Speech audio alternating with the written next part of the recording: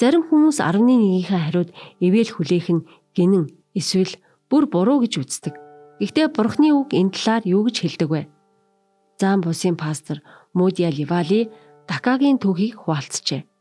Дака тариачин байсан бөгөөд жилээс жилд ажил хийсээр байсан ч үр тариа нь зарах нь бүүхэл гэр бүлээ тэжээхэд хүрэлцэхгүй байв. Дака итгэл найдвараа алдсаар байлаа. Нэгэн өдөр найз нь түүнийг сүмд урьжээ. Тэнд Дака 11-ийг буцаан өгөх зэрэг Бурхны зааврыг дагдаг хүмүүсийг Бурхан ивэдэг тухай номлогчийн яриаг сонсов. Дака ихэндээ эргэлзэж байлаа. Гэвч цөхрлөн түүнийг өвдөг сөхрөөсөн юм. Тэрээр Бурхан минь, хэрэв та номлогчийн хэлсэнчлэн намайг ивэх юм бол би 11-гээ танд буцааж өгнө гэж залбирав. Тариалангийн улирал Дака ердийнхөө үеийн шиг л тариалав. Харин ургац хураалт болоход өмнөх жилийнхээсээ 5 дахин их ургац авав. Үүнийг сорилт гэж үзээ Дака амлалтаа биелүүлэхээр шийдэв. Ингээд тэрээр 11-гээ Бурханд буцаан өгч гин.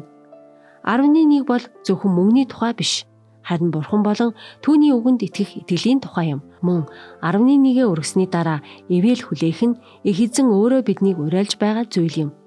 Малахи номонд Бурхан "Миний өргөнд хоол хүнс байхын тулд бүхий л 11-гээ агуулхад авчир.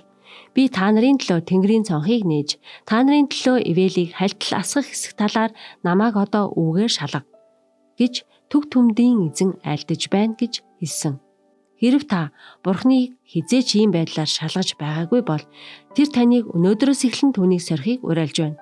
Бид 11 болон амлалтын өргөлөө тогтмол бөгөө системтэйгээр буцааж өгөхдөө үргэлж өөрсдийн хүслээ адагт Бурхныг нэгдүгээр тавих болтугай.